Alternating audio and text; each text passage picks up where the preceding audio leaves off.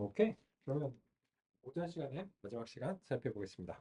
이번 시간은 그 20분간 진행하고요. 왜냐면 이제 저기 그 이동하시는 시간이 좀 소요가 되기 때문에. 그래서 이제 아마 거의 도착하시면 12시쯤 이제 되실 겁니다. 12시에 그 가시면은 제 경험상 거기서 상당히 이제 길게 이제 그 기다리셔야 될 경우가 있기 때문에 그 건물의 식당인 것 같더라고요. 그 웨딩홀하고 이제 계약을 해가지고 이제 그 뷔페 스타일로 이제 드실 수가 이제 있는데 어쨌든 이제 그 가시는데 이제 조금 이제 더운데 좀 고생하셔야 되는 이제 그런 이제 점이 있고요. 네, 그래서 이제 우리는 그, 10분 정도 이제 더 좀 시간 이제 확보를 해보겠습니다. 오케이. 그러면 이제 그 아까 이제 드리려고 하는 이제 말씀과 관련해서 요거를 이제 그 우리가 다음 같이 이제 예측하고 싶은데 그러면 이제 우리 마음속에 저런 모형이 있으면 저런 이제 모형을 이제 구현을 한 거를 우리가 이제 한번 이제 활용을 이제 해보겠습니다. 리니어 모델하고 이제 리니어 리그레션 이런 이제 그 선형 모형을 한번 가정을 해보도록 하겠습니다. 이거는 그 제 머신러닝 과정을 수강하신 경우에는 이제 같이 이제 살펴보신 부분이죠. 그래서 이제 선형 회귀지 모형이고 이제 이렇게 이제 말씀을 드릴 수 있죠. 요거는 이제 알고리즘이죠.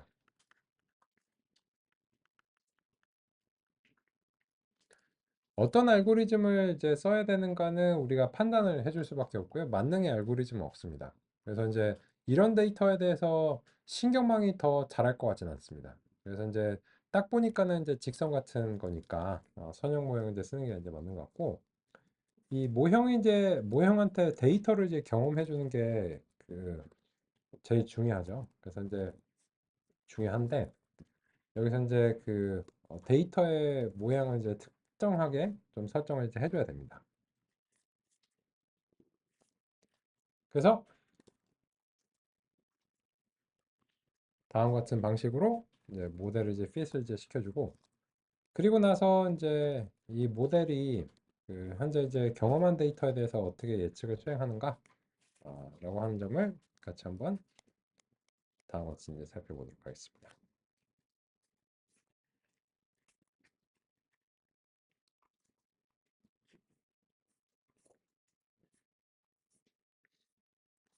그래서 코드에 문제가 없이 이제 잘 제시가 이제 된 것 같고요. 보겠습니다. 먼저 이제 요거를 이제 하셔야 되는 경우는 그 앞으로는 거의 없을 겁니다. 근데 거의 없을 건데 요게 이제 왜 그런가에 대해서 말씀을 드리면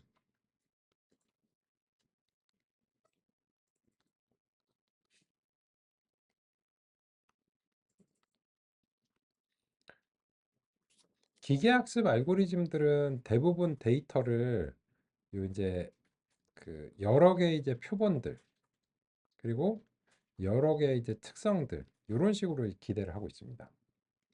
그래서 이제 표본이 S개가 있고 특성이 이제 N개가 있다. 이런 식으로 이제 그 표현하고 싶은데 근데 이제 지금의 경우에는 요게 특성이 이제 하나밖에 없는 거예요. S는 이제 100개인데. 근데 이런 경우에는 특별히 가공하지 않으면 그냥 요 S개가 이렇게 이제 돼버립니다. 또 다른 경우에는 이제 그 두 번째 경우 좀 특별한 처리가 필요한 게 X는 이제 N개가 있는데 특성이 이제 한 개밖에 없는 경우. 이런 경우에는 또 그냥 N이 돼버리는데 요 두 가지 경우는 지금처럼 형상을 조정해 주시는 게 필요해요.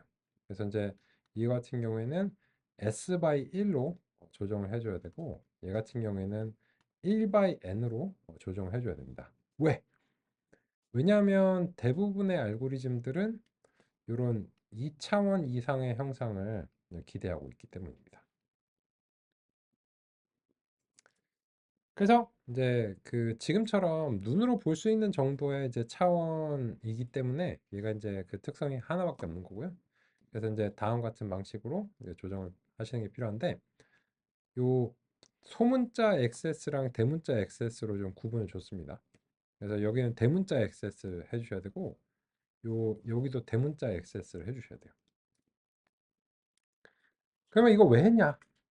라고 물어보신다면은 이제 우리가 생각하기에 이렇게 이제 표기를 좀 정리해 볼게요. 이게 이제 진짜 데이터, 실제 데이터의 y 값들. 예를 들자면 이런 겁니다. 어떤 임의의 표본을 yi라고 볼게요. 그리고 이제 이 실제 데이터에 대한 예측을 이렇게 이제 모자를 이제 씌울게요. 예측이고 그 실제와 예측 간에는 어느 정도의 이제 오차가 이제 있다고 이제 가정하겠습니다. 그래서 이제 그 어느 정도의 이제 오차가 작으면 좋겠죠.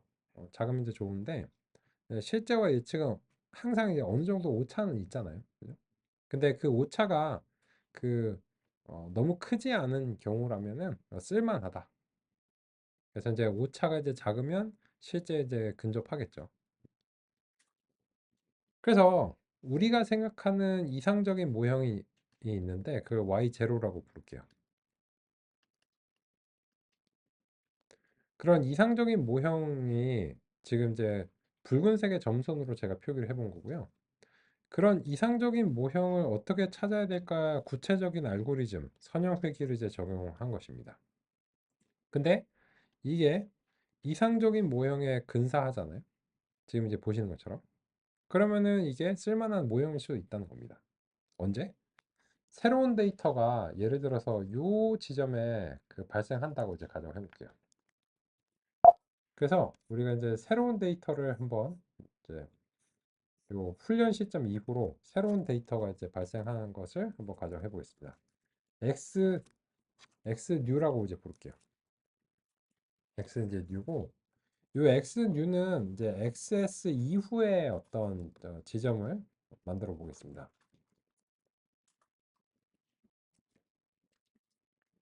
린 스페이스에서 5보다 크고 예를 들어서 이제 뭐 한 7 정도까지 한 20개 정도 발생한다 라고 이제 치고요. 그거 이제 진정한 이제 정답 y new 같은 경우에는 이제 x new를 이제 기반으로 하는데 얘도 이제 그 노이즈를 이제 랜덤 노이즈를 조금 더 해볼게요.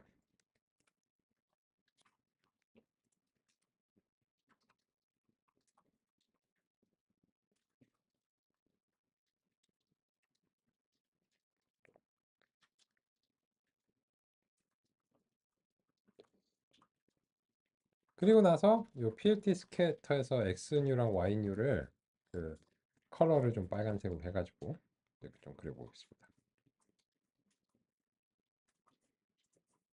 이건 좀 덜 이쁘네. 좀 예쁜 애들로 하고 있습니다.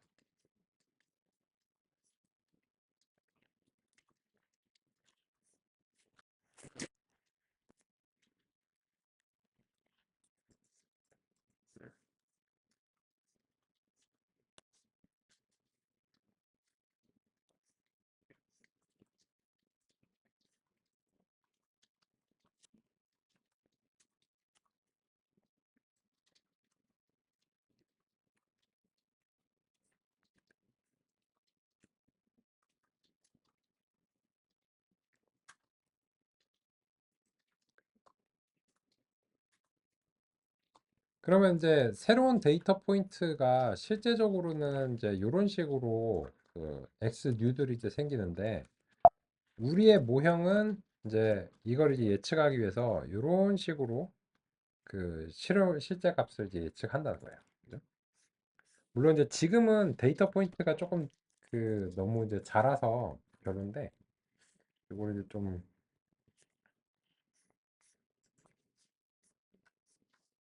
많이 해가지고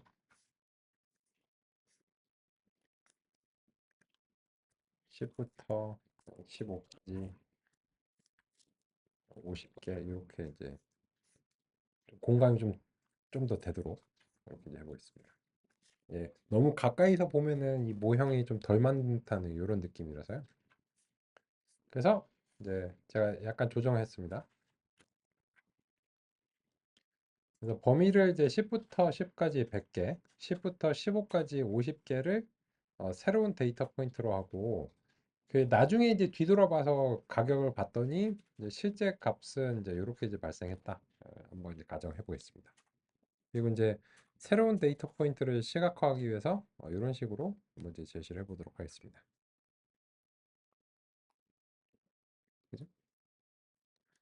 그러면 이제 우리의 모형이 어떻게 예측을 하는가라고 하는 것을 이제 확인을 해보기 위해서 PLT 이제 플랫에서 X 뉴의 범위에 대해서 우리의 모델이 어떻게 이제 예측을 했는가를 이제 알고 싶어요.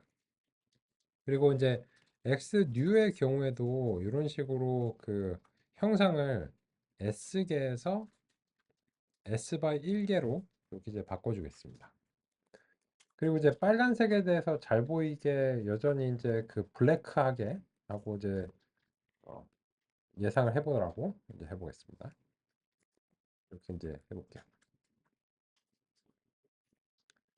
그러면 이제 보시면 이제 여기까지가 그 우리의 이제 모형이 훈련 데이터로 훈련 시점에서 형성된 이제 모형입니다. 모형인데 이 모형이 이제 선형 모형 같은 경우에 이런 식으로 이제 설정이 되면 그 이후 시점의 예측을 이런 식으로 이제 하는 겁니다. 그러면은 만약에 이제 실제 데이터가 계속해서 이렇게 이런 식으로 이제 전개가 된다면 이 모형이 어느 정도 이제 유효하겠죠. 그죠? 물론 이제 어느 정도 이제 오차가 있겠지만요. 그래서 우리가 하고자 하는 일이 이제 이런 거란 거고 근본적으로 신경망도 이것과 마찬가지입니다. 신경망도 이런 식으로 이제 동작하는데 그러면 신경망이 하는 것을 이제 좀 차이를 같이 볼게요. 신경망의 원리에 대해서 아직 이제 모르셔도 이제 차이를 이제 보겠습니다. 그러면은 차이를 이제 보기 위해서 이렇게 해볼게요. 이 y에다 y를 x 제곱으로 만들어 볼게요. 둘 다. 이런 식으로.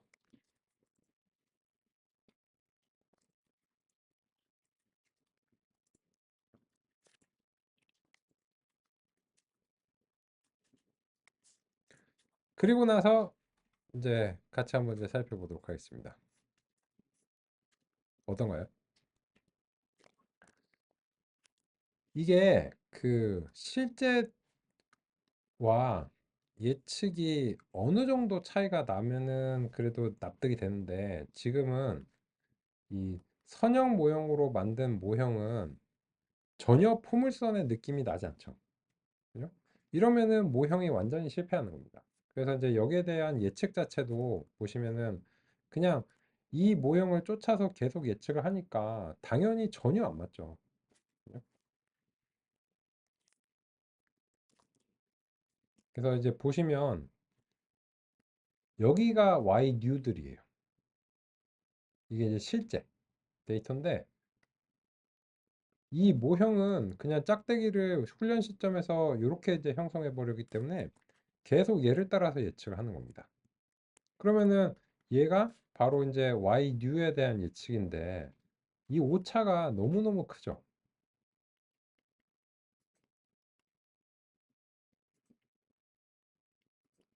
이게 그 적당한 범위를 훨씬 넘어섭니다. 너무너무 큽니다, 오차가.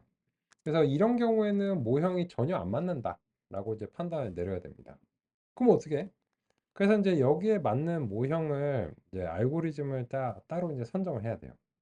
그래서 이제 얘가 안 맞으니까 이제 다른 형태의 이제 모형을 이제 그 도입해야 되겠다라는 이제 계획을 세워야 되고 그래서 이제 그런 모형들이 이제 무엇이 있는가라고 하면은 이제 그 사이클론에서 예를 들어서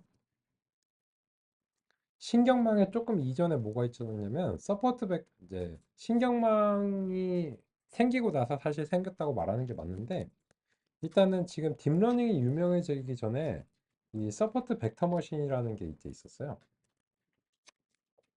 그래서 이제 그 서포트 벡터 머신 서포트 벡터라고 하는 걸로 한번 이제 변경을 이제 해볼게요. 그러면 지금 이제 그 데이터의 근본적인 분포가 바뀌면서 리니어 리그레션이 안 맞는 상황이니까 알고리즘을 이제 바꾸셔야 됩니다.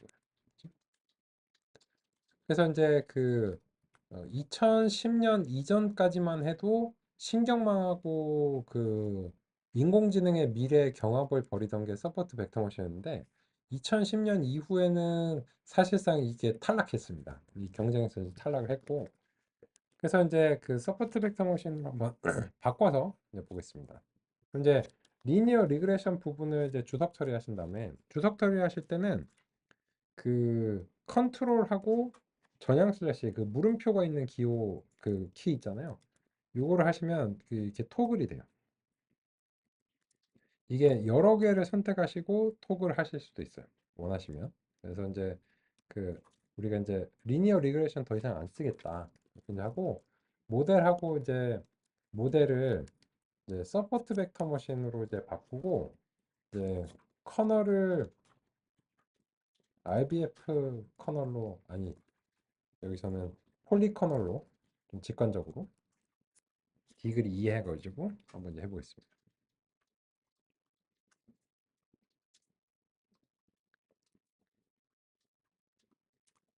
이렇게 해서 다시 한번 해보겠습니다.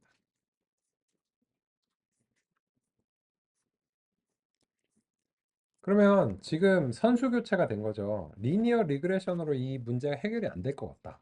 그래서 서포트 벡터 머신이라고 하는 걸로 이제 알고리즘을 이제 교체했고 이제 특정한 설정을 했습니다. 그럼 어떤가요? 보시다시피 이게 그 검은색의 실선이 우리의 모형이잖아요.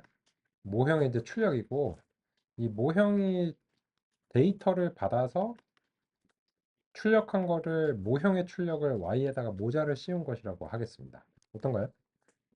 훈련 시점에 그 데이터에 대해서 완벽하게 거의 완벽한 예측을 하죠. 그죠? 그리고 이거를 따라서 계속 예측하니까 새로운 데이터 포인트에 대해서 예측을 잘 하죠. 그죠? 그래서 우리가 데이터가 바뀌면 알고리즘을 바꿔야 된다. 라고 하는 점을 이제 알 수 있습니다. 그런데 문제는 이제 지금은 이제 2차원의 이제 곡선이나 이런 것들은 서포트 벡터 머신으로 이제 되게 거의 완벽하게 되다시피 하잖아요.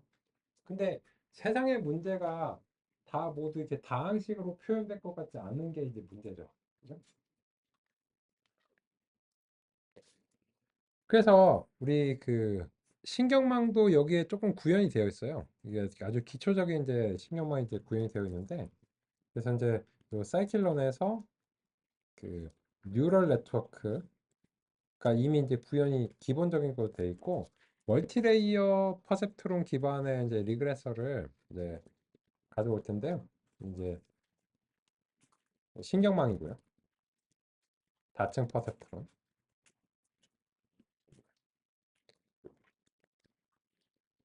이게 그 텐서플로우나 아니면 파이토치만을 가지고서 뭐 해야 된다고 하는 거는 사실은 아닙니다. 그래서 기본적인 신경망은 요 사이클론도 일단 있어요. 그래서 사실 지금은 이제 불만은 없는데 만약에 이게 3차 방식이면 어떻게 될까요? 뭐 혹은 뭐 10차수면 어떻게 될까요? 그런 것들이 이제 그 고민인 거예요. 그래서 우리가 예를 들어서 이제 문제를 조금 더 이제 그 복잡하게 가져보겠습니다. 그래서 이제 3차수로 한번 바꿔볼까요?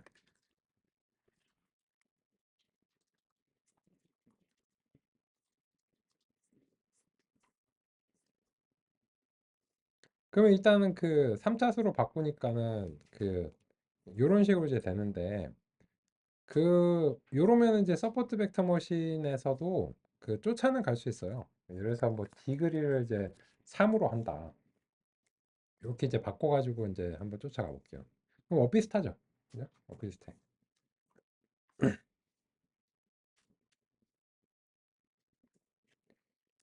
근데 이제 서포트 벡터 머신 같은 경우에 그 예를 들어서 이제 그 이게 어떤 그 차수를 좀 계속 쫓아가는 게 귀찮으니까는 이제 무한한 차원까지 확장하는 게 이제 가능해요. 그래서 일단 이렇게 이제 하면은 이거 이제 튜닝을 이제 잘해야 되는데 어쨌든 이제 지금 이제 시간이 살짝 모자르니까는 이제 그냥 디그리 이제 뭐 3 같은 걸로 하면은 되기는 이제 됩니다. 되기는 이제 되는데 비슷하게 이제 되는데 완벽하게 이제 안 됐고요. 근데 이런 것들을 이제 서포트 벡터 머신으로 할 것인가 아니면 이제 신경망으로 할 것인가 이런 점들이 이제 좀 차이점입니다. 그래서 이제 임의의 어떤 함수를 찾아내고 싶은데 그걸 이제 서포트 벡터 머신 또는 이제 신경망으로 해야지 그 선형 모형의 그런 단점을 극복할 수 있다라고 하는 이제 그런 방향성을 이제 논의 드리고 싶었습니다. 그래서 요 논의는 이제 막 시작한 거죠. 이제 막 시작한 거니까 네, 같이 이제 살펴보기로 하겠습니다. 오케이. 상의 드린 대로 이번 시간은 여기까지 알아보겠습니다.